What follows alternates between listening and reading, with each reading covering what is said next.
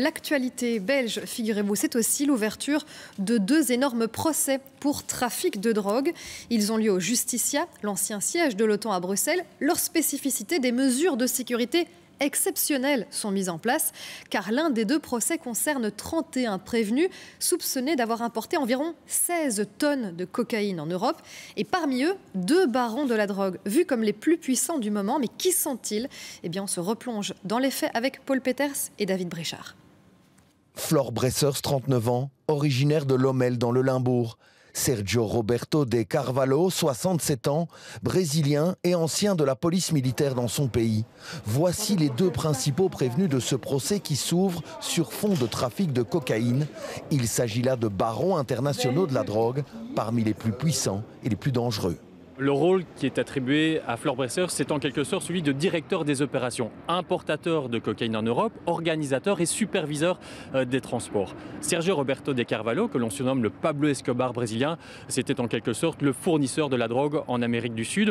Leur organisation est soupçonnée rien que dans ce dossier d'avoir importé 16 tonnes de cocaïne pour un chiffre d'affaires de plusieurs millions d'euros. C'est via le port d'Anvers, mais aussi celui de Rotterdam notamment, que la cocaïne est arrivée en Europe. Les trafiquants cachaient leur cargaison dans des containers remplis de minerais de manganèse destinés à une société spécialisée dans le traitement des eaux. Ses dirigeants sont aussi sur le banc des prévenus. Krivalgerm, c'est le nom d'une société qui est située à Anvers et à Bruges. Et c'était une société sur laquelle on a importé des conteneurs avec de cocaïne. De la salle d'audience, vous ne verrez rien. L'accès est strictement interdit aux caméras pour des raisons de sécurité. Au sein des prévenus, il y a aussi des avocats, un banquier et bien d'autres complices présumés de Bressers et de De Carvalho. Tout cela rend ce procès hors norme. Ik denk het aantal invoeren, het grote aantal drugs en natuurlijk het grote aantal geld dat met dit proces gemoeid gaat. Natuurlijk enkele protagonisten in dit dossier, bekende namen in de wereld, ook internationaal karakter en voornamelijk denk ik het gestructureerde. Het was echt een hoogtechnologisch bedrijf. Flor Bressers a été arrêté en 2022 à Zurich en Suisse. De Carvalho en 2023 en Hongrie. Tous les 2 vivaient la grande vie sous de fausses identités.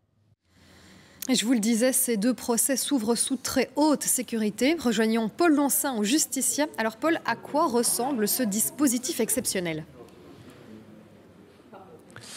Oui, exceptionnel, mais surtout discret parce que la crainte des forces de l'ordre, c'est que ce dispositif de sécurité soit connu et donc vulnérable. Il y a un risque d'évasion, nous disait ce matin l'un des avocats, et c'est notamment pour cette raison que le tribunal correctionnel de Bruges s'est exceptionnellement déplacé ici, à Bruxelles, au Justicia, parce que les anciens bâtiments de l'OTAN offrent un haut niveau de sécurité.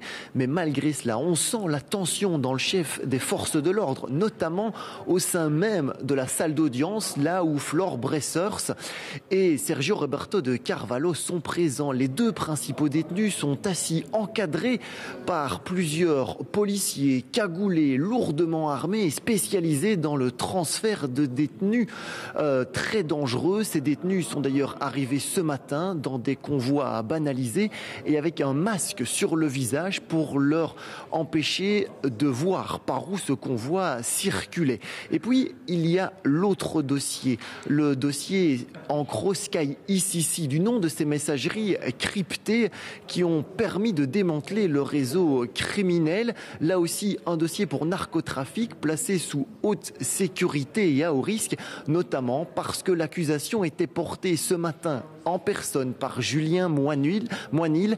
L'actuel procureur du roi de Bruxelles est placé sous très haute protection policière. Il a reçu des menaces venant du milieu de la drogue pour une autre affaire, mais par le passé, il avait déjà reçu d'autres menaces dans ce dossier, un dossier qui a notamment permis à la justice de dévoiler les pratiques extrêmement violentes de la criminalité organisée. Merci à vous Paul Lonsin pour tous ces détails.